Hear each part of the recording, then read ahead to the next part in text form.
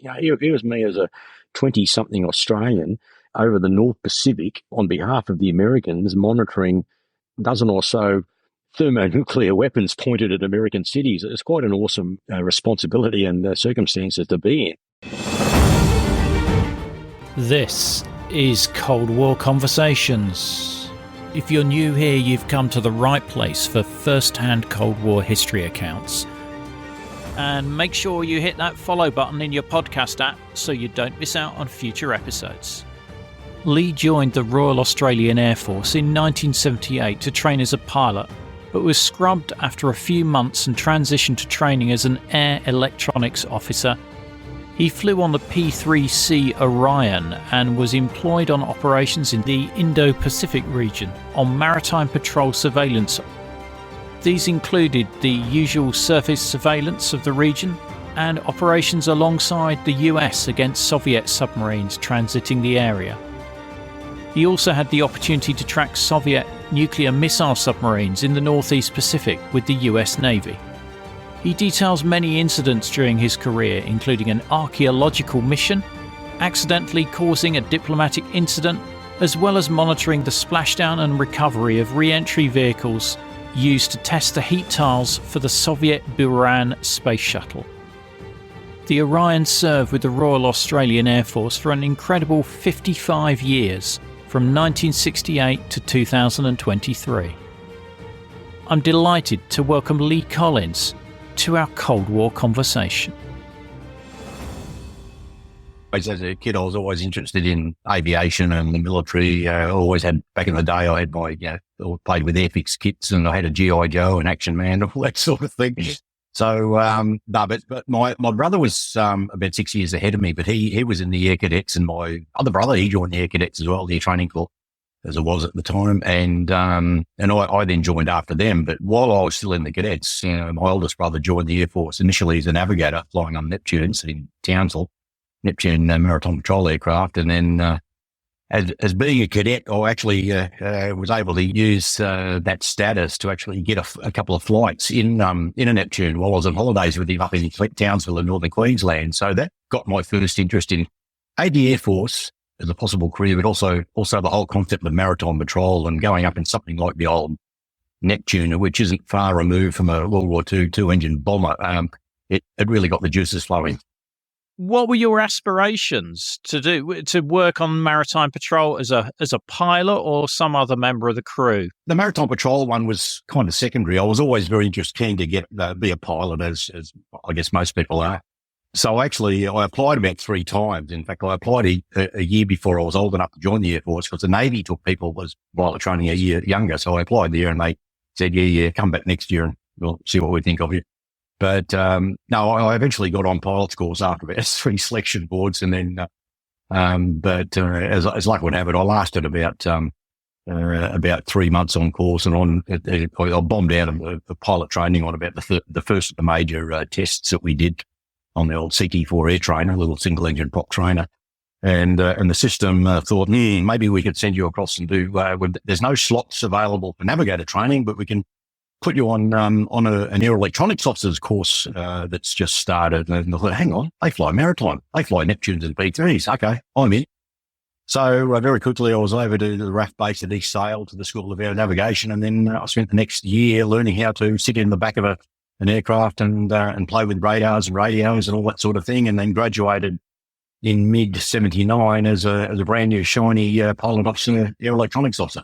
I'm just interested to know, and you can obviously say no to this, but what did the Air Force think were your failings as a pilot? It was simply the flying, the hand and eye coordination bit. I was okay at the academic subjects were fine, and I was no star, but I was passing things. And then essentially, when you rejoin the circuit on the wrong runway, on your scrub ride, they probably think time is up for you. Now, I had some issues with just the air work and coordination of 3D spatial orientation of where I was putting the aircraft. And but ironically, though, for the higher level things like going out and doing aerobatics, I quite enjoyed that, and I was reasonably good at it. But that didn't have a lot of sort of accuracy in like instrument flying or anything. But it was Or was that more technical, detailed stuff like circuits and instrument flying that saw me off?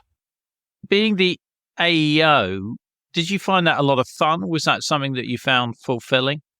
Certainly. Just a very quick background. The P3 and indeed the Neptune before it, Neptune and the Nimrod, in fact, the back end consisted of both navigators and air electronics officers. The air electronics officers were essentially operated the acoustics and electronic sensors, the sonar systems, electronic warfare radar, that sort of thing. Whereas the navigator was more about getting the aircraft where it needed to be at any given time. And the tactical coordinator, who was the lead navigator, essentially, he essentially ran the mission. He was the mission commander. So, as the central operator down the back, I was involved in using the sensors to try and find contacts, whether they be subsurface or surface contacts. And as the experience progressed, I then got to the role of what then was later called a sensor employment manager, which is basically the lead sensor operator on the crew, where you are one of the three key crew members, provide advice to the TACO and the captain on how to use the sensors down the back of the aircraft to the best extent. And so from that perspective, once I got to the stage of being a lead sensor operator / sensor employment manager, I was in a different area, and the job satisfaction was outstanding. For the Orion, how long was a normal mission, and what sort of distance would it have been flying? Well, it's that varies, obviously. I could say how long's a piece of string, but for a search and rescue or something at long range where it's imperative that a task gets done, you can be out there for the absolute what's known as a prudent limited endurance, essentially as long as the aircraft and its fuel would take you. So the longest I've ever done, in fact, was an overnight transit from Guam in way north of Australia to the Kiwi Air Force Base at Whenuapai in Auckland. And that was about 14 and a half hours, but that was mainly transit. However, I have been on a number of patrols in the Indian Ocean, Northern Pacific, where we've been sort of dragging it out to 13 hours plus, that sort of thing. So it doesn't sound like much when you say it to a layman, but 13 hours in a 100-foot long metal tube is, and when you're bouncing around the sky, and depending what it is you're doing, it can be a long time. And I imagine the facilities are not much more than a chemical loo. And did you have a galley on there as well? Well, the old Neptune, which as I said, I only flew a couple of experience flights with the Air Training Corps, but the P3 was a step up from that. A pressurized aircraft, but it had a galley with a little dinette table with 4 seats, a couple of bunks, a nicely equipped a galley area with a food preparation area, a heating box for heating up frozen meals, a 40-cup coffee percolator, a small fridge about the size of your average little mini bar fridge. So we did all right as far as things like a cup of coffee, meals, whatever. So it was actually quite a comfortable aircraft to fly in. Wow, that sounds like luxury compared to something like a Shackleton. Oh, well, my brother spent a lot of time before he went to P3s. He spent a lot of time on the Neptunes, and yeah, you're right. So basically comparing a Lancaster to a 737, it's about the same sort of deal. How much Soviet naval activity was there around Australia in the 1980s?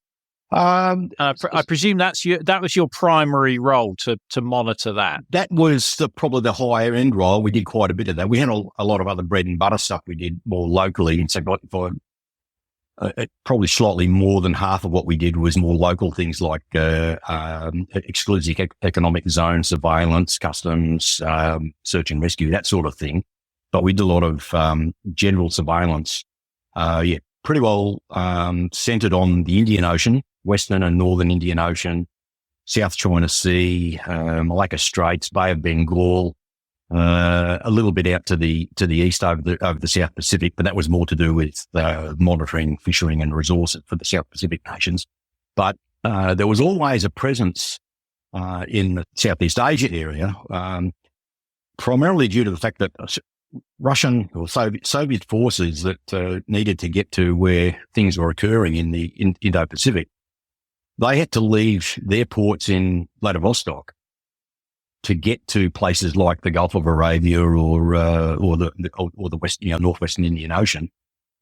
In reaction to American forces there, they had to go through the Southeast Asia area. So their standard transit route took them down past Japan, down past Taiwan into the South China Sea. And at which point a little bit of international law then takes over. So there were certain agreed shipping routes that would be used, and generally these forces, either submarines, surface ships, or submarines with surface escorts, would come through South China Sea into just south of Singapore, and then up into the Malacca Straits, where the water is pretty shallow, and you'd have to be a brave submariner to want to go in there submerged. And then they would transit up through that area, and then across the top of Sumatra, west across south of Sri Lanka, across to their operating area in the northwest Indian Ocean.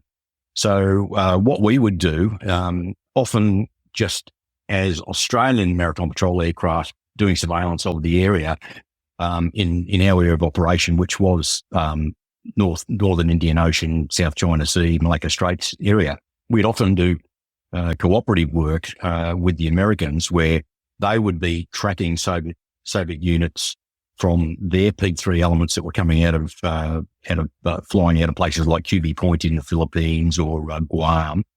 And when they got down to around the Singapore area, we would then take over the tracking of them on the surface at that stage. And then once they got to the top of the Malacca Straits heading west, that's when they were in a safe area where they could then submerge. If they were obviously if they were submarine, they would submerge and go covert. That's where we would then track them for a while, and then depending on the timing, we would then hand over to the US operating out of places like Diego Garcia or indeed QB Point, the Philippines.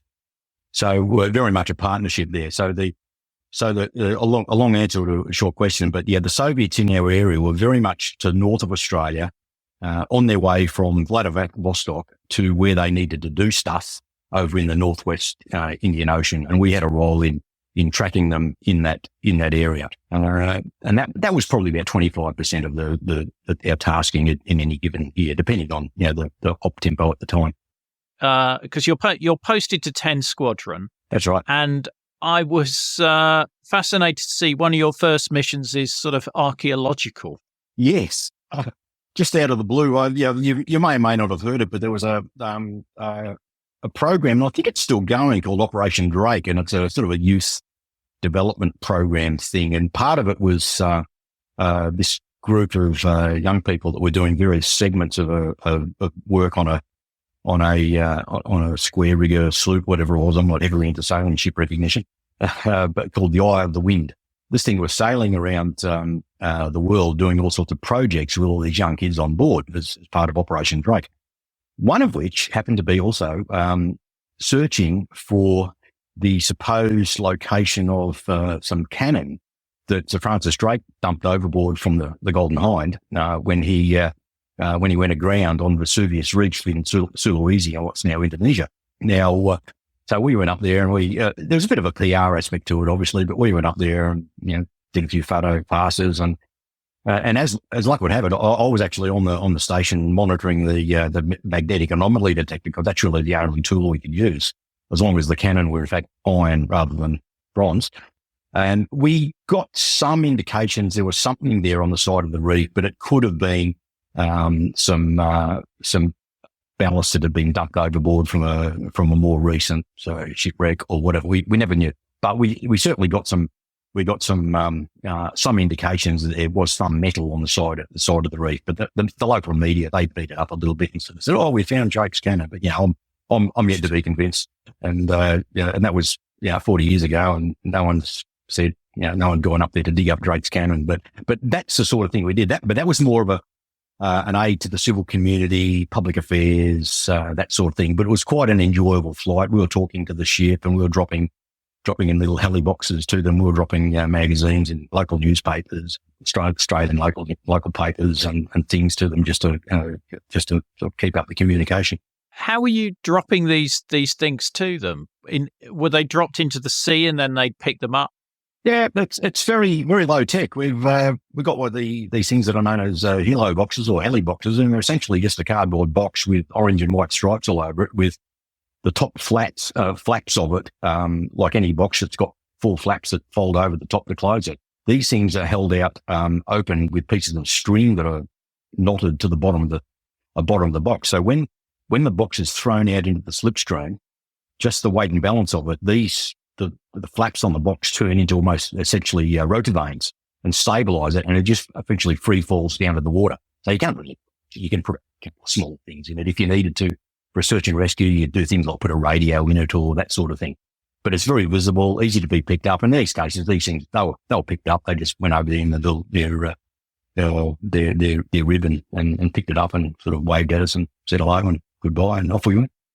I'm learning a lot already. So there you go. It's low tech. It was a cardboard. Essentially, we can chuck cardboard boxes over it. You open the main cabin door, and the guy stands there on the radio, on the intercom, and on a count from the front end of the aircraft. The size 9 boot just kicks it out the door. But I'm presuming waterproofed cardboard or waterproofed in some way. Well, to an extent. I've been on the receiving end of them once during a search and rescue survival exercise we did just south of Adelaide, and we were sitting in a dinghy. We had a couple of them launched towards us, and the contents survived, and we were lucky not to be hit by them because they came very close to the dinghy. Shortly after that, you get a visit from RAAF 617 Squadron Vulcan. Yeah, this is not related to the Maritime as such. It was simply the fact that the Australian branch of the Dam Busters Association, or whatever they call themselves, decided to have their annual reunion in Australia that year, and it was in Adelaide, and it coincided with Anzac Day on April the 25th. So in conjunction with that, 617 Squadron threw a Vulcan across, and a bunch of the old original 617 members, including quite a few guys on the dams raid.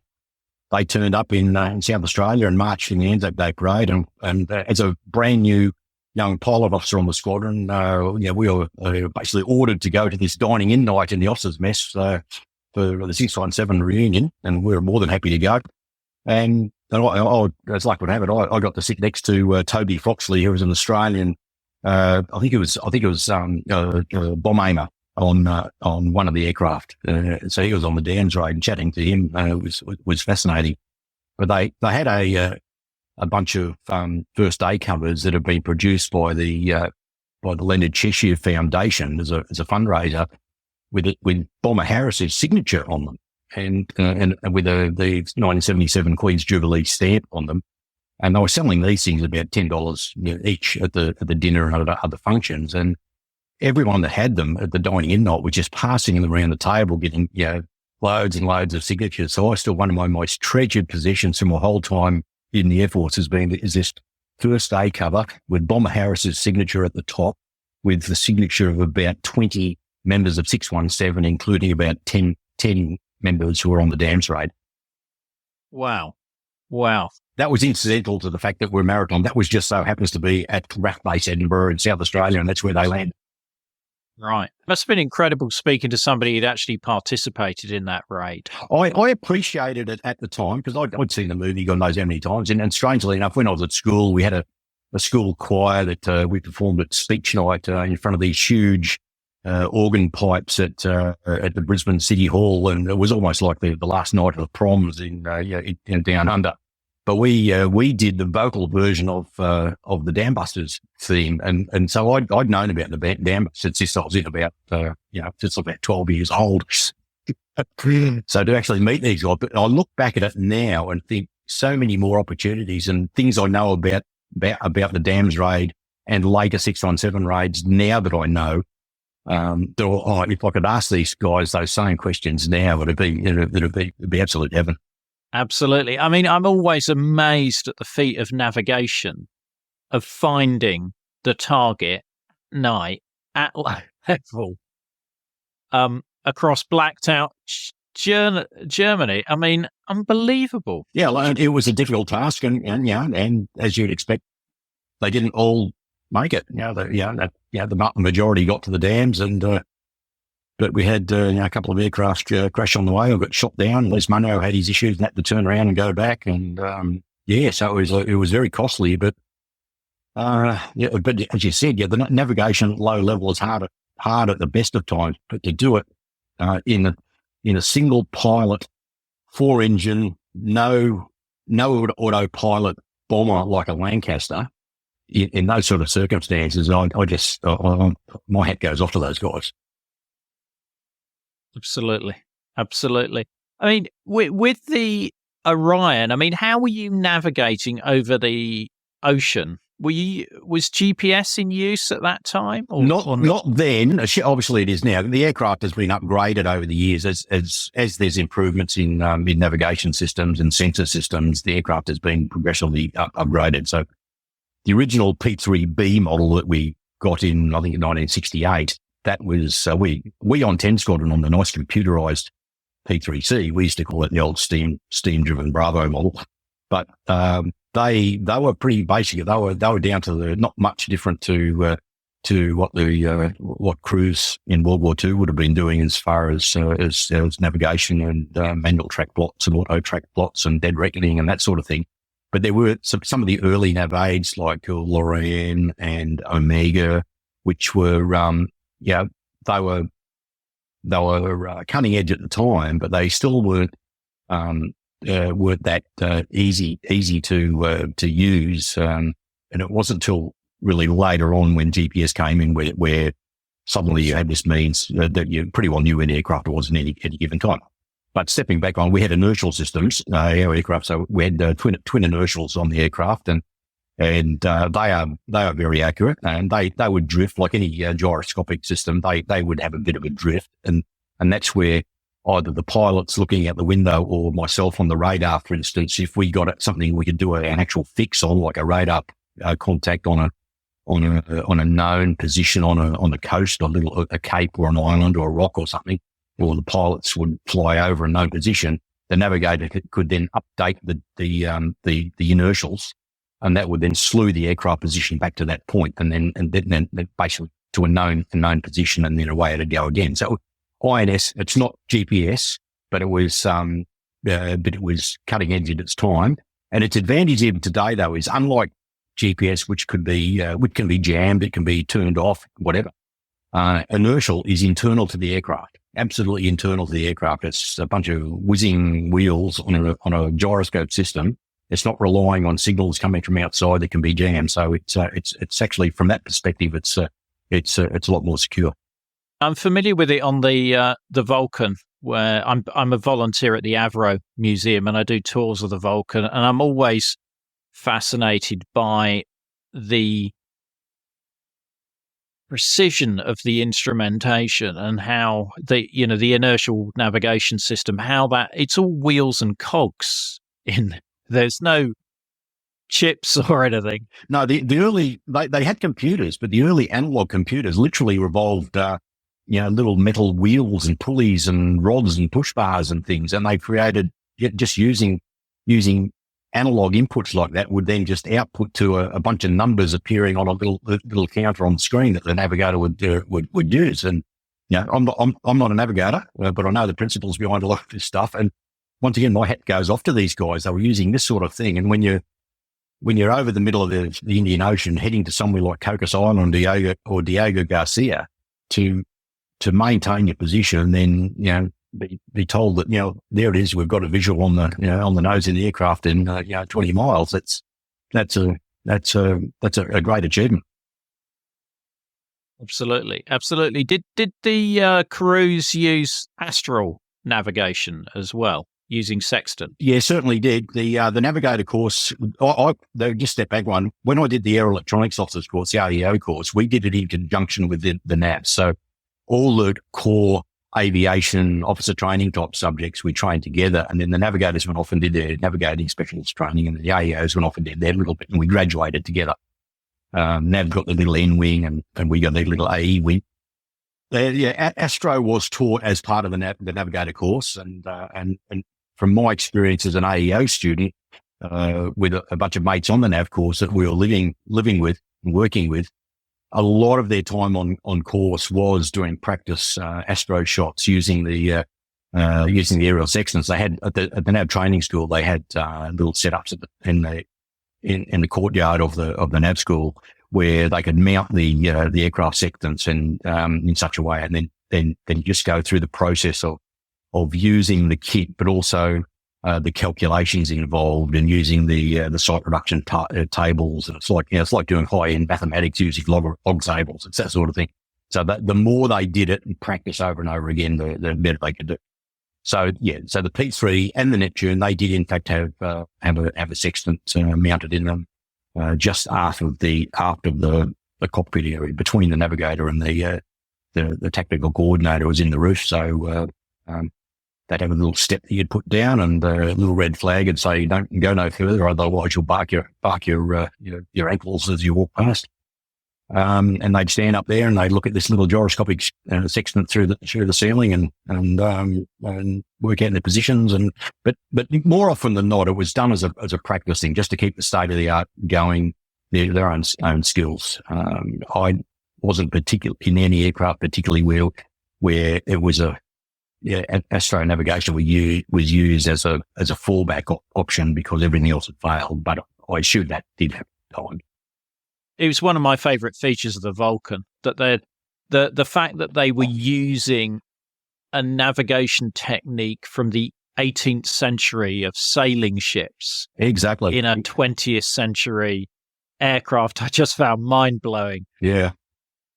But it was more, I think, it was in there from like the 1950s when they were designed, yes, when, perhaps some of the inertial systems weren't as accurate, and it was a means for them to, not get lost over the ocean. Yeah, as the P3 has been developed over the years, and I don't know exactly when it was, but it might have been part of the major upgrade that occurred in about 99, 2000. I think at that stage it might have been where they took away the capability. Well, essentially the capability is a section in a box that sits under a bench and a hole in the roof. But the training at the NAV school ceased at about that time. So who knows? Time may tell with jamming of GPS and other potential threats to nav systems, satellite nav systems. Who knows? We may see a rise of astro navigation again in the near future.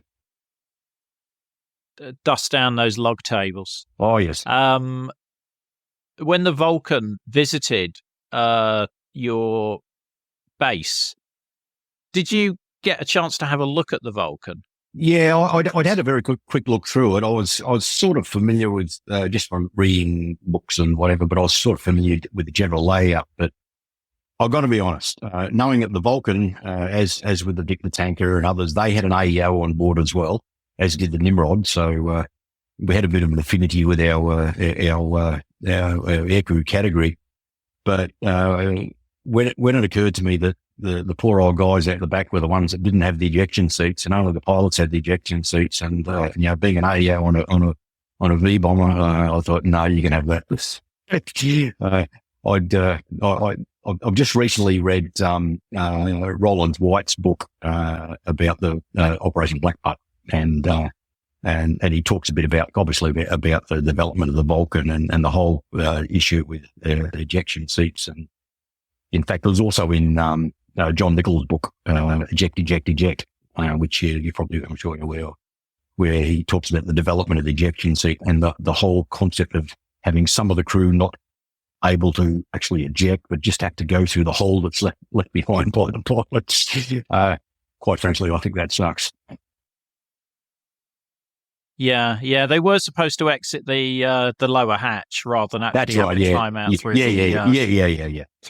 through the pilot position. But did you go in the cockpit of the Vulcan and see how cramped? Oh yeah, certainly did. I certainly did, and I was more interested, obviously in the back end, sitting down in the seats with the route nav and the radar nav and the AEO and those guys. I thought, God, I mean, imagine sitting in.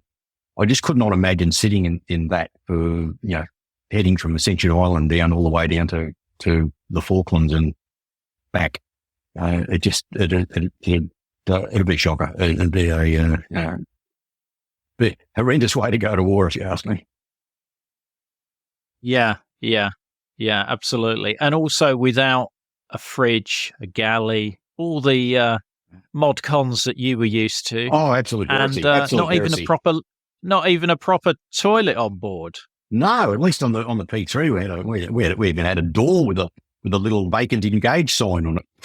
So which was only as a late mod. Luxury. Yeah, in fact that only happened when we on one flight when we early 80s when we took the chief of the air staff and his wife on board on a trip to Japan, and someone thought, oh, maybe we should have a vacant engage sign on the toilet door because of the chief's wife. So that was a locally made mod, and they put a vacant engage sign on the toilet door. It's been there ever since. Yeah. Brilliant. So we sort of diverged away from where I was going, but I love going down rabbit holes. Yeah. But pretty early on in your 10 Squadron career, you're monitoring a Soviet diesel submarine. Yes. Foxtrot. Yeah, that was that's been around a couple of times, and there was another Zulu class at some stage, I believe, as well. But the Soviets had a couple of maybe more, I don't know, but diesel submarines that were essentially fitted out as oceanographic survey ships was the general story. But we counted I know from early, before my time, that looking at the unit history, they'd been monitoring one of these up in North Queensland, I think, and this particular one, they even had the name of it written in Cyrillic across the sail. It actually had Mars, and I've got a photograph of it from the newspaper in my logbook. We used to love sending out photographs to the papers, but this thing had was called Mars, and it was operating off Western Australia. And the presumption I believe is it was doing a hydrographic survey of the approaches to places like Garden Island Naval Base in just near Perth, which is now Australia's submarine base. US submarines operate out of it, but at the time they would have been in there using it just to do surveys of the ocean bottom and contours and that sort of thing. There may have been more to it. I wasn't aware of that, but I understand it was its primary role was the hydrographic survey vessel. So to survey routes in for their submarines in the event of war.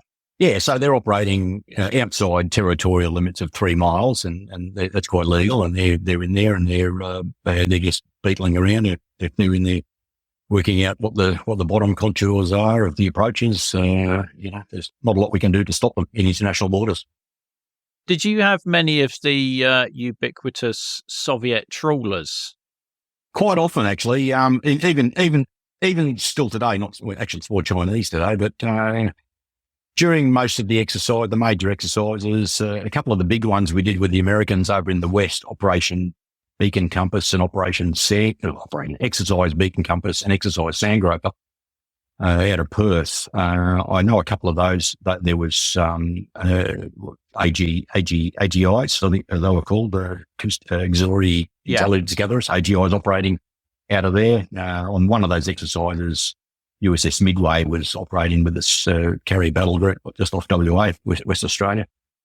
So it was there. I was aware that we had them operating off Queensland during exercise Kangaroo 81, which I was involved in. Some interesting flying there, but they've certainly been around. But they were never regarded so much as a sort of real threat per se, more of a just sort of we've got our eyes on you and we know what you're doing. Okay, fine. Can you talk to me about Operation Silent Pearl? Yes, Exercise Silent Pearl, although some people thought it probably should be Operation Silent Pearl. Now, we as part of our ongoing activity, maritime patrol cooperation with the Americans, We'd been exercising with them in Hawaii and Guam and the Philippines for decades after the war. And at the time I arrived on the squadron, this series of exercises had just commenced where we'd send a P3 or two P3s over to Hawaii to the Barbers Point Naval Air Station, which is their P3 base at the time on Oahu, where we do a few, 2 or 3 training missions operating against a US nuclear submarine, just to get, just essentially to get our eye in, but also just to show the Americans that, we've got a rough idea what we're doing. And then once we got that squared away, we were using the US briefing system. So we go to on the base, we go to the US Navy's ASW, the Submarine Warfare Operations Center, where we get the briefings as essentially as a member of a US Navy P3 squadron. And then once they were happy with our performance, we would then be tasks on what were known as out of area sorties. So we'd fly north, maybe 4 hours or so out of Hawaii to North Pacific, to the west of California and British Columbia and that area, where at the time some of the less capable ballistic missile submarines, so the Yankees and maybe the early Deltas, but I think mainly the Yankees at this stage, were just operating as a patrol line with their nuclear missiles targeting US cities, and they were monitored 24/7 by the US Navy, using not only P3s tracking where they could, but there were other national means that I won't go into here that would have been used as well. But we were then slotted into their monitoring schedule, so we would then go up. Typically, would take over from a US Navy P3 that was in contact, passive contact with a boomer that was submerged on patrol, going slow speed in a racetrack pattern. We would then monitor the sonar buoys that the Americans had dropped, and once they were happy that we had got the contact on those on our systems from their sonar buoys, they'd fly off. We'd then continue, and then we'd start dropping our own sonar buoys to track these ships.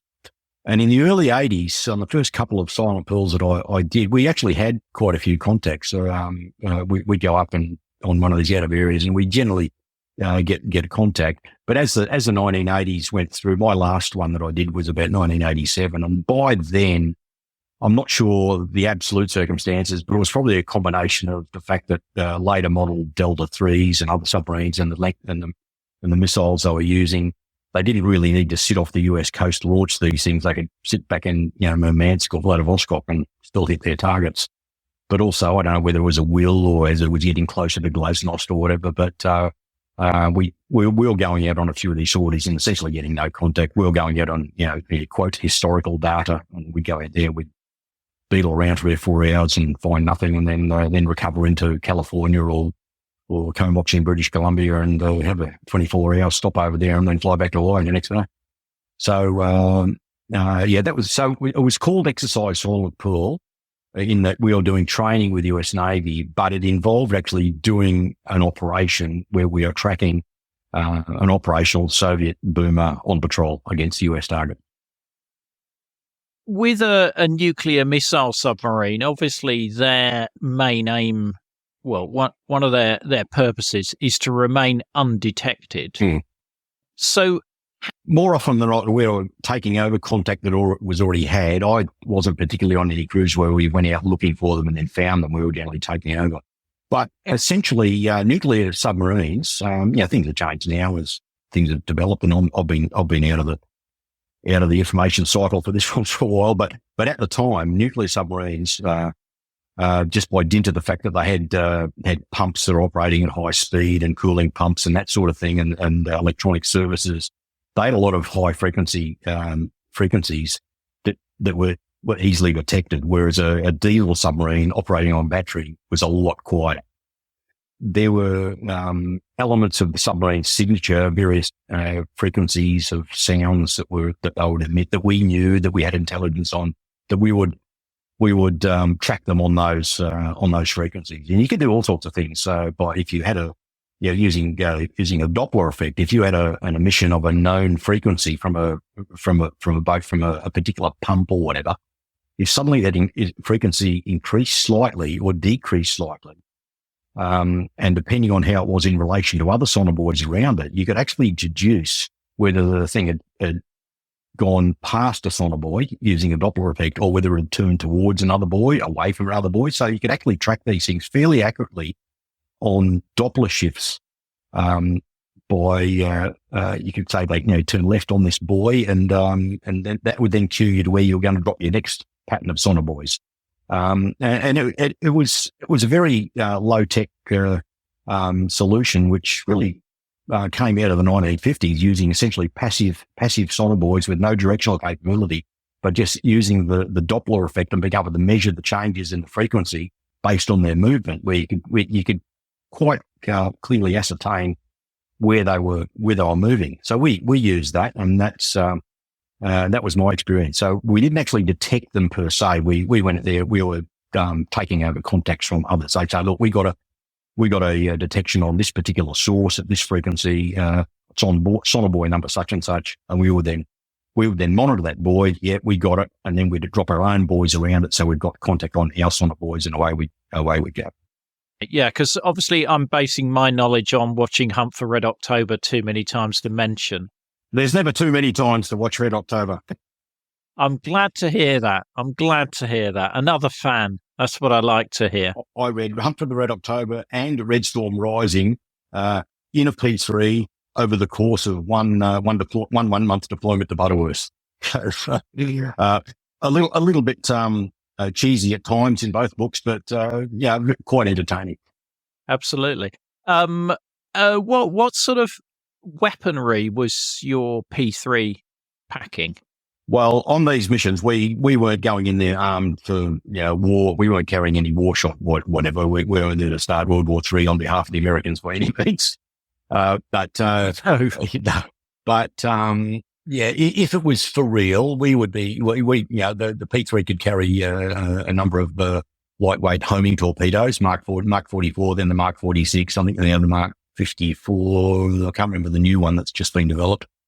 There's even a new torpedo that's being used with the P8 Poseidon, which is a 737 derivative that replaced the P3, which they can actually drop that from high level and using GPS, and it will then home to a position where its sonar homing would then work in order. So they can do in-submarine warfare attacks from high level, which is bizarre. So we carry those. Typically, you might carry 4 in the Bombay. I think the Bombay could carry 8. I may be wrong there, but the 4 in the Bombay, they're not as big as a submarine torpedo. I think they're about a 13-inch or something diameter, something like that anyway. Whereas the Mark 48 or the Mark 8s that HMS Conqueror used, I think they're about 21 inches diameter. So they're a much smaller torpedo, but they pack quite a punch. They've got a good homing capability. So we'd add that capability. The Americans had, I think it's probably their more primary weapon against nuclear submarines, particularly boomers, would have been the nuclear depth bombers, which I believe the Royal Air Force had in the Nimrods, capable in the Nimrods as well. So no more of a, you drop it in, the rough area where the boat is, and you're pretty likely to get a hit.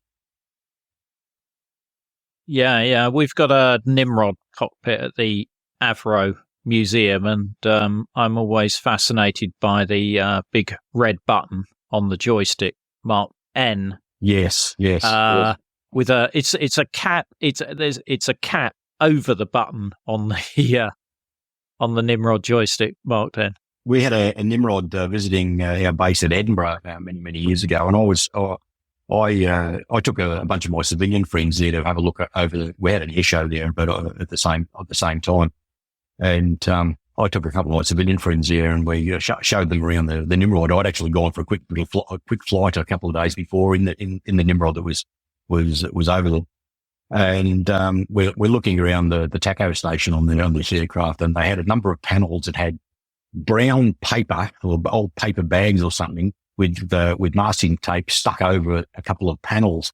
And one of my civvy mates who just looked, is that where they dropped the nukes from? Is it? So I've got no idea, mate. So people are stupid. The Australian P-3s were, the originally, they had the capability taken away to, we didn't have the appropriate boxes and everything, to drop the nukes, for obvious reasons, but the American P-3s, did. There's so many things in your history here that you've sent me, which I'm fascinated about. But tell me about Operation Caterpillar. Yes. So Operation Caterpillar was actually a two-part thing there. That's Operation Caterpillar, and 6 months later, Operation Quarter. They had some great names for these operations. I think wasn't the Falklands Better Operation than Kangaroo, which seems to be the only name that Australia can have for a big exercise. Well, the big exercise of the Americans is now up in more recent years, but that went from kangaroo to being crocodile. Yeah, tell us about it. Let's think. The Falklands, War, Operation Corporate. Where did that guy come from? But so Operation Caterpillar, these things presumably come out of a random number generator book, a random name book. Anyway, we went to Cocos Island in the Cocos Islands in the Indian Ocean, about 4 hours flying time west of central Western Australia. The Soviets were doing trials for the development of the Buran Space shuttle. You'd be aware of, and as part of those trials, they used an old lifting body that they developed, I think, in the 60s, which I think they in turn pinched from the Americans, the Spiral, I think they called it. But they used that as a test bed to mount the heat tiles, the heat dissipating tiles, to trial them. So it wasn't a mini Buran space shuttle by any means. It was just a little lifting body, re-entry vehicle, but they put the tiles on the bottom. So the trials, from Australia's perspective, we monitored 2 of these launch recoveries, and one was in, I think it was June 82, and then which was Operation Caterpillar. Then March 83 it was Operation Quarter, and that was the second one. They were basically the same sort of operation. So through whatever strategic means were made available, we were aware, the corporate that is, were aware that the splashdown was going to occur at a location near the Cocos Islands in a given time frame, and the means were there to give a heads up when the launch had actually occurred, and they gave a window for when the re-entry would occur.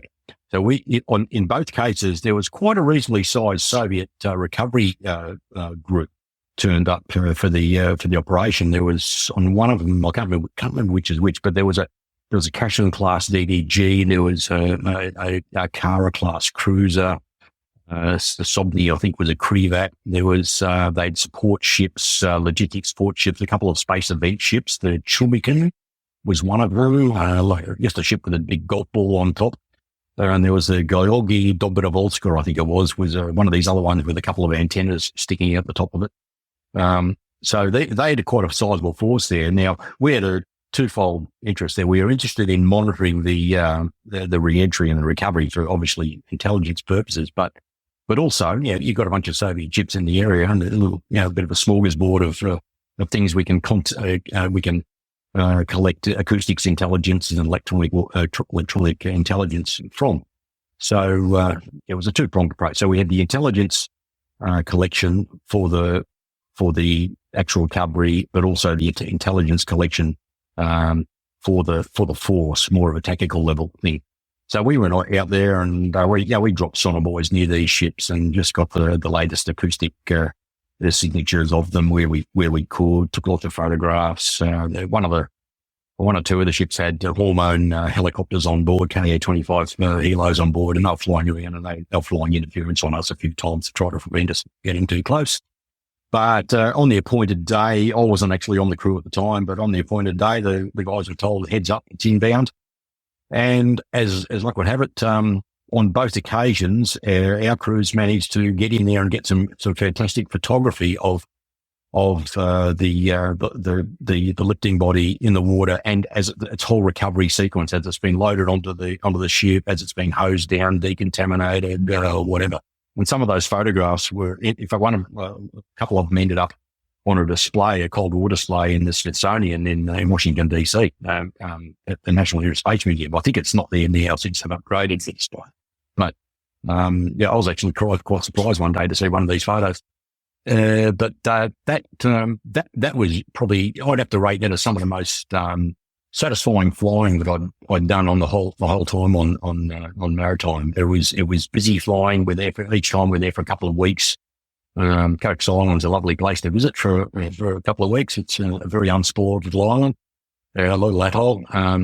So to fly against what we were flying against, but then getting the ability to get the intelligence and take the photographs of this a very time sensitive event of a splashdown of a Soviet test article was quite an intelligence coup, and whilst I wasn't actually on the crew that took the photography at the time, we're about an hour or two out either way. I was certainly proud to be part of the whole thing.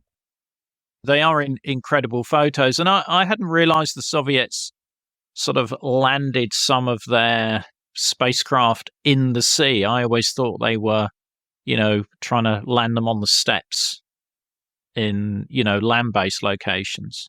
Yeah, I think those two, I can't remember them, the Cosmos, whatever the numbers were, they, the vehicle was called the BOR-4. And I understand that the future trials, this is post Cold War, open source, investigation on my part, but essentially the later, development and trials were done over land, and they didn't, I think they decided they didn't want to, all these Australians and Americans and Kiwis all flying around them, trying to annoy them while they're trying to recover onto their lifting bodies. It's, incredible because I've seen photos of sort of the remains of one of these Burans in Russia. And it's very much like the space shuttle.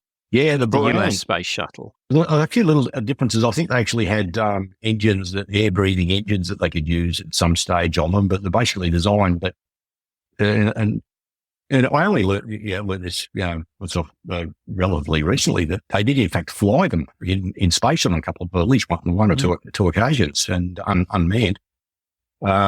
But one of them was, I actually saw it in Sydney. It was doing I think it was just after the fall of the Soviet Union. It was I think it was a bit of a money making thing. They were trying to go around the world and try to get a bit of hard currency for the former Soviet Union. But I saw that Buran was in a large overgrown circus tent sort of thing down on Sydney Harbour on display. And it's $20 to get in to have a look and take photos. No, I think we couldn't take photos. Yeah. So, but I understand the last one that was remaining, it collapsed in a hangar. There was a snowstorm or something. And I think that there was too much snow on the roof of the hangar and the whole thing just collapsed on it and destroyed it. Now, round about this time, you had an engine failure incident as well.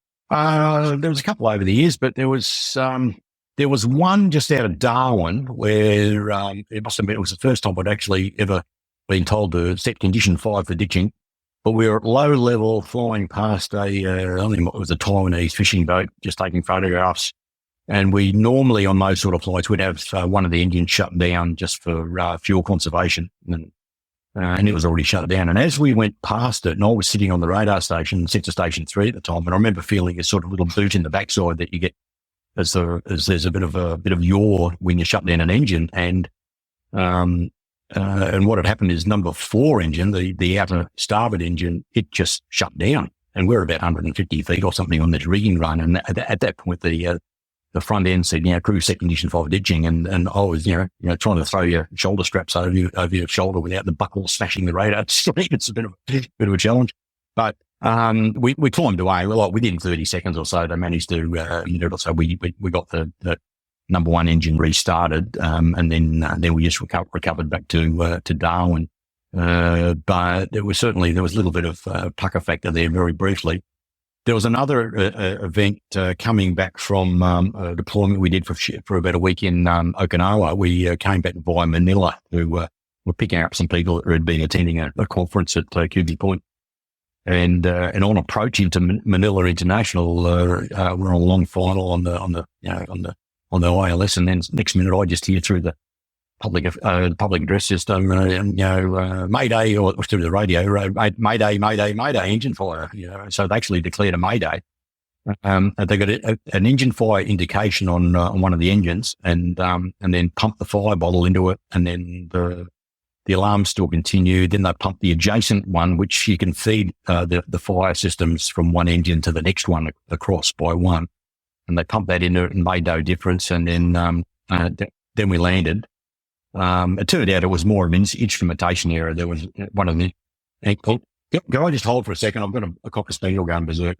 Yeah, hold? Sure. Yeah, don't worry. God knows what that was about. He's barking his head off like an idiot. Cocker spaniel's a student idiot. Don't worry, Leigh. I've had far worse. No, he's good. He's great. Sid. Name, we call him Sid. It's either named after, we can't decide whether it was named after Sid Vicious or Sid James. I think he covers both phrases. Oh. Yeah. Sid James would be good. Yeah. Oh, so where were we? The Mayday, but it was instrumentation. Engine fire. Yeah, so when we landed, they indicated that there was a fault in the fire warning system, but we still had to get all the fire bottles recharged and everything, and it was very handy that on the opposite side of Manila Bay there was Kiwi Point Naval Air Station, so they flew over a maintenance crew from the US Navy and threw some spares in. So after an overnight in Manila that we hadn't planned on, we headed back to Australia, and so that one was it's one of those ones where you don't know at the time. An emergency is declared, and you think, "Oh God, what's happening?" For about a minute or so, but luckily it all panned out. There was no real risk, but you don't know that at the time. Now, I don't have many guests on Cold War conversations that have been involved in causing a diplomatic incident. Yeah. Oh well, I didn't cause it. No, we're on can't remember about 1986, I think it was. We're on one of our many bread and butter Australian fishing zone patrols that we used to do. We used to call them fish X's. So basically, we just fly around the Australian coast, an overnighter in Perth, and then an overnight at Learmonth in northwest Australia, an overnighter in Darwin, an overnighter in Townsville, and then you come back. It's about a week, and you're just looking for illegal fishing boats and that sort of thing. And on this particular one, we're flying down the Queensland coast, and we saw the Alexander Pushkin, one of the CTC line cruise liners that they've been advertising cruises on television in Australia for quite a while, and we thought, cruise ship, that's red rag to a bull. So we went down and did the standard allowed what we call a rigging run. We'd fly down one side, take photographs, and then fly down the other side, take photographs at low level, and then run across the stern.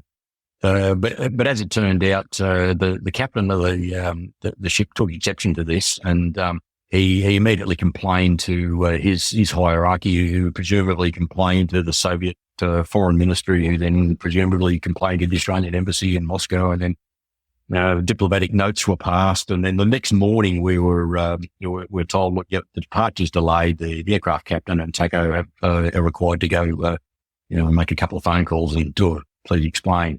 We downloaded all the sortie records and all the data of our navigation data with the altitude and the photographs, and it turned out that we had not in fact breached anything as far as the height or proximity to the ship. And so essentially, my understanding is the Australian government went back to the Soviet government and said, they were international orders, they were doing what their job was, and so take a hit. Just a fuss about nothing, really. Well, for one of these things, when you don't know what's, as we're waiting for the download of the navigation data, we were sort of looking very closely at the altitude as we went past the stern. That might have been, we don't know. But as it turned out, the numbers on the printout didn't lie. We're okay there. My big concern there was probably the fact that they'll probably have, a lot of these cruise ships, they have things like clay pigeon shooting off the stern and that sort of thing. So I was more concerned about that, I guess. Yeah. Bit of grape shot in your tail. That wouldn't have been a good look. No, not a lot, no. Operation Gateway is quite a long-standing operation. I think in your notes you said it started in 1981. Can you talk about that one? Yeah, just a very brief background. We'd been monitoring over the decades, post-war, Soviet and other activities in the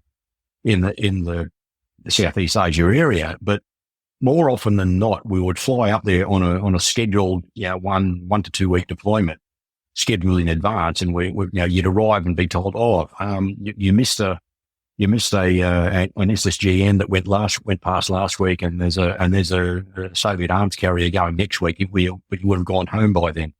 And somewhere along the line, someone decided that wouldn't be a better idea if we actually had a standing deployment there that could in fact respond to contacts as they arose. And that suggestion, from my understanding, had been around for quite some time.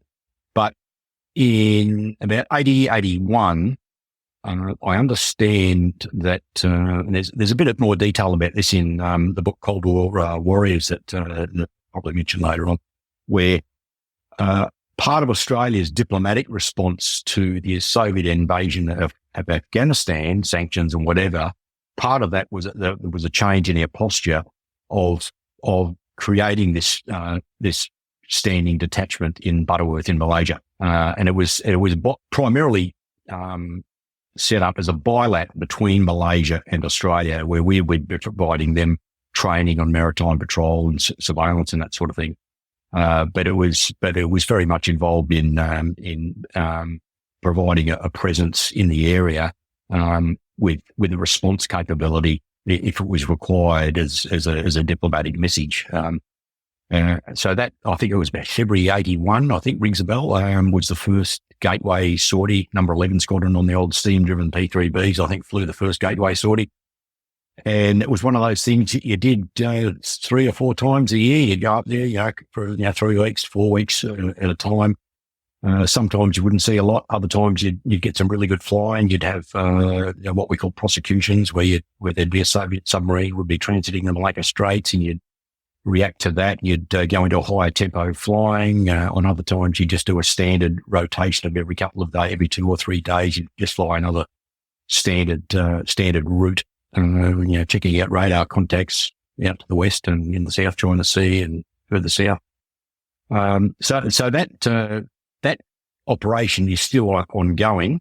It's changed quite a bit, obviously, over the years. I'm not sure how many. I think they may only have one aircraft, one crew there now, and there's certainly different priorities of what we're looking for up there, and what diplomatic and military strategic purposes is for being there would have changed. And we've had it's been publicised in the news. We've had the RAAF's P-8 Poseidons on a number of occasions now, flying routes essentially that we've flown for decades in the South China Sea, but being challenged by Chinese ships and aircraft. So that's a bit of a different dynamic to it now. But essentially, what you're seeing now with P-8s flying in freedom of navigation flights around the South China Sea is the same operation that started in 1981 as a response to both providing a more responsive maritime surveillance capability in the region, but also partly as a diplomatic response to the Soviet invasion of Afghanistan. So it's been going for, what is it now? It's 43 years now. It's quite amazing. That's quite a length of time. You mentioned China there. How much of a threat was China perceived as during the Cold War? Well, from my perspective, really never. We never had anything to do with them in our area in the Indian Ocean, South China Sea area. There were 1 or 2 occasions where Chinese satellite tracking groups were in the South Pacific monitoring either the launches or recovery of satellites, which I think there were some responses there. I can't remember when or where they were, but that was more of just response to scientific activities. but certainly there was no at no time when I was flying in that region was there any in the back of my mind did I have any sort of thought, oh God, the Chinese. It was we had our standard priorities, target or contact of interest priorities, which things like Soviet forces, but we're also very interested in regional development. So we were interested in getting Vietnamese ships were going around the area. There was we had an interest in monitoring the procurement of a couple of German Type 209 submarines by Indonesia back in the early 80s. I was on a sortie where we were getting photography of a couple of ex-Dutch destroyers, Van Spijk destroyers, which are basically the River class Leigh types, and they'll be handed over to Indonesia. So we went out to look at those before they went into service with Indonesia, as they left their transit port at Sri Lanka on the way in. So we had an interest in other things, but really China really never popped up as a major, threat's probably the wrong word to use, but of a target of interest or a contact of interest. You leave P3s in December 87. I mean, what would you say was your highlight of your P3 experiences? I think I mentioned earlier on, if I look back on it now, probably the most satisfying flying I did was either during Operation End Quarter, when we were monitoring the Soviet re-entry vehicle, but I'd have to also toss in there tracking. I think it was in 1981 on one of the Silent Pearls where we actually had hot contact on a Soviet. I think it was a Yankee class, might have been an early Delta, I'm not sure, but one of the two. But I do recall we were tracking one of those at the time, and at the time I didn't really think of it as a big deal. But I look back at it now and think, here's me as a 20-something Australian over the North Pacific on behalf of the Americans, monitoring a dozen or so thermonuclear weapons pointed at American cities. It's quite an awesome responsibility and circumstances to be in, and the fact that the Americans trusted us to be part of the operations to track those, I think, is a kudos on the Australian Defence Force that I think has been pretty understated over the years. It's sort of up there in many ways with that your most trusted secrets with the Five Eyes signals intelligence environment is one area, and how the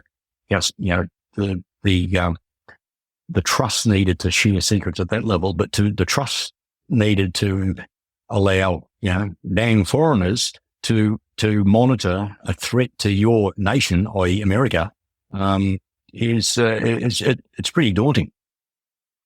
I certainly wasn't aware that the Royal Australian Air Force had been involved in operations in that area, so that was a fascinating part for me. I just want to ask you about some of your post P3 career, because there's some interesting bits in here, and we're sort of stepping a little bit outside the Cold War. But so September 93, you're a submarine observer. Yes. On HMCS Ojibwa. Yes. Now, what's it like to be on the other end? Well, I jumped at the chance to do that. I got a phone call from one day from one of my old squadron mates who was working in Headquarters Operation Command at the time. And you may not be aware. It's a bit in abeyance at the moment. I think there's talks to resurrect it. But for many years there was the annual Fincastle Trophy competition. So it was an anti-submarine warfare competition between the old Commonwealth nations, so essentially the Royal Air Force, Royal Australian Air Force, Kiwis and Canadians.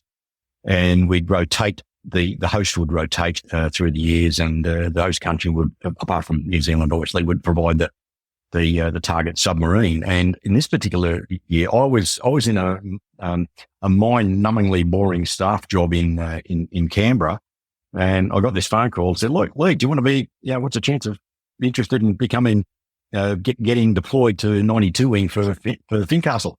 Well, where is it this year? Canada." Okay. I'll have a word to the group captain. So I had a word to my fighter pilot group captain. I said, look, nah. He said, yeah, go for it. Essentially, each nation provides observers in the other competing nations' aircraft to keep them honest, but also one nominated country, in this case Australia, got to provide the submarine observer. So I put my hand up for that and said, yeah, I'm in. So on arrival, delayed arrival at Greenwood, Canadian Forces Base in Greenwood in Nova Scotia, which interestingly was my big brother flew on exchange with the Canadians on Auroras there about 20 years before. We flew to, a Canadian crew flew me down to Boston, and then I joined a Jibwa at the Charleston shipyard, which is right next to where I think it's USS Constitution is docked. Was doing a maintenance at the time. So off we went on I think it was Saturday or Sunday morning out of Boston Harbour on the surfacing, slowly going out in amongst all the fishing boats and pleasure boats and crab pots and crab floats in the water in this Canadian Oberon class boat. And then, we were basically submerged for about 8 days, during the competition. So each country would send an aircraft out to, on a set scenario to track the boat in a competition, scenario. And my job was to be in the ops room and make sure that they were doing the right thing and putting their periscopes up when they needed to, and offering options for opportunities for detection when they were as per the rules. But 8 days on one of those boats, which isn't that much different from a Type 7 U-boat, I must say. I think it was probably based on the Type 7 or the Type 21 at least. A little bit whiffy. A lot of diesel fumes and whatever. Yeah, we stopped. We went to the surface once during the whole period where there was we had a medevac where one of the sailors had to be winched off, and a Canadian, one of the, I can't remember what they call them there, little Canadian twin engine helicopter, sea night thing, but it's all bright yellow, that came out and flew over the top, and hovered over there and took the sky away. And I thought that was quite spectacular. And then very reluctantly, we all went back down below again, and off we went for another 4 days. I'm glad I did it. I'm glad when it was over. I left, after the base. I had a couple of days off in Halifax in Nova Scotia, and I went to all my favourite pubs that I've haunted before. It had a great time. It had the longest showers, baths, that I've ever had in my life, because it's 8 days with no shower, stinking of diesel fumes. So no, that was great. It was great fun. Glad I did it. Must have been really interesting seeing it from the other, the other end of things. It was, yes. There, and I'm delighted to see that you worked with one of my guests, Sue Boyd from episode 151. How on earth did that happen? Well, that was just, the fact that she turned up on your episode run. I was just listening to the latest episode on that day in the car, driving to where everyone's driving to. I'm like, that's Sue Boyd. No, I was posted into, I applied for it. I was posted into the job as Australian Defence Advisor in Suva in Fiji, responsible for Fiji and Samoa, Tonga, and a couple of other South Pacific nations. The Sue was the High Commissioner at the time, and I must say she initially thought, an Air Force person coming into this job, but Fijians have only got an army and a navy, and I had to remind her that I was there representing the Australian Defence Force, not the Royal Australian Air Force, and we just got on fine. No, Sue was a bit of a hoot at times. Interesting person to work for, but I was aware of her previous experiences in earlier postings, and I'd actually only just before that episode, I'd actually seen her book in our local bookshop here at Noosa, and I thought, I might get that. So I had to read. I didn't get a mention, but my predecessor did. The Navy commander that was in the job before me, he got a mention, not by name now. But yeah, it was fascinating to hear that story, hear her adventures of, I think she was in East Germany, East Berlin at the time. And interestingly, her deputy in Fiji was Margaret Toomey. She then went on to be the Australian ambassador in Russia. That would have been sort of the late 2000s. Leigh, if the listener wants to understand more about P3 operations with the Royal Australian Air Force, what's the best place to go to for that? Well, there's plenty of stuff online. So if you just looked up number 10 Squadron RAAF or 11 Squadron RAAF, you'd find eventually go down the Wikipedia rabbit holes. You'd find all sorts of things. Operation Gateway. But more recently, there's been a book produced called Cold War Warriors, which provides a quite a good account of P3 operations in the RAAF from the late 60s through to, I think, 91, 92. And that was published by the Air Force History and Heritage Branch, who have an ongoing program of Air Force history publications. And that was one of the ones that came out a couple of years ago in conjunction with the 100th anniversary of the RAAF.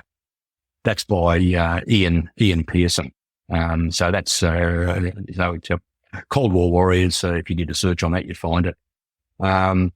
There's others specifically about the RAAF in the Cold War from the maritime perspective. There's not really that many.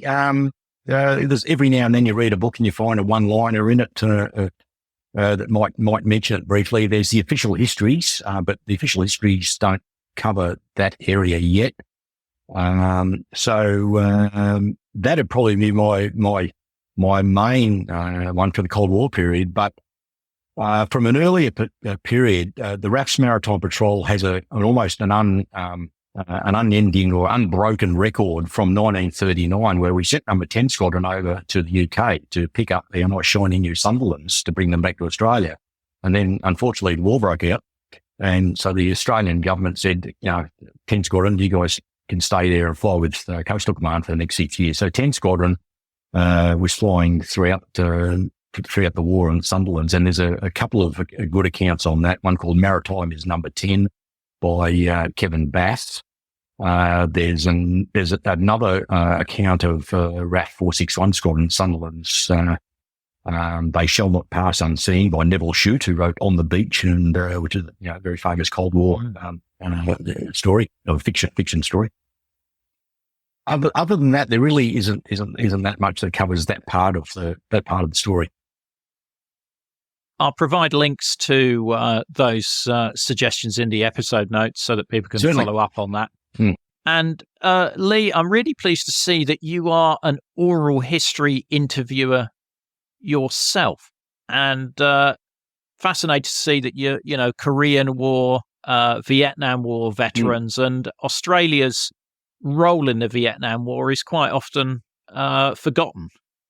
Yeah, so that came as a bit of a sort of an accident, just one of these examples of mission creep. I came into the History and Heritage Branch when I transferred from the Permanent Air Force to the Reserve in 2015, and I was asked to help out initially with doing some interviews with the Army as well. What the Army call a history field team or field history team, where we deployed to our base in the UAE, and I essentially did a number of interviews with current serving RAAF members who were on operations as part of the Air Task Group that was operating there at the time against ISIS. And then I went back and did it again 12 months later.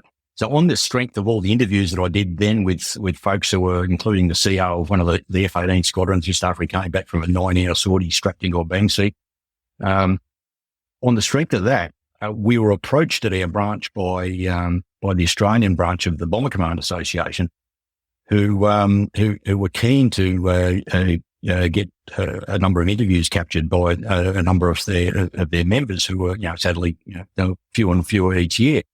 So I put my hand up for that one, and I ended up within about a 2 or 3 month period, I interviewed about a dozen of these chaps, and I've interviewed quite a few of them since, and that led me from these Bomber Command chaps into other World War II RAAF veterans, then interviewing a number of RAAF veterans from Vietnam who were involved in air operations, flying Caribous, Canberra bombers, ground defence officers like the RAAF regiment, but the Australian Air Force. So I did a number of interviews with those folks, a couple with Korean War. So it's been probably the most interesting part of my my new life in the Air Force Reserve. And I've got about another 2 years to go before they forcibly, send me down because my age extension expires. So I'm quite enjoying it. And I hope it continues as long as we've got people to interview and are willing to be interviewed. Yeah, absolutely. Absolutely. Well, it's always great to speak with a fellow oral historian. And obviously the aim of this podcast is to try and capture as many of these stories as we can whilst people are still around. Don't miss the episode extras such as videos, photos and other content. Just look for the link in the podcast information. The podcast wouldn't exist without the generous support of our financial supporters, and I'd like to thank one and all of them for keeping the podcast on the road. The Cold War conversation continues in our Facebook discussion group. Just search for Cold War Conversations in Facebook. Thanks very much for listening and see you next week.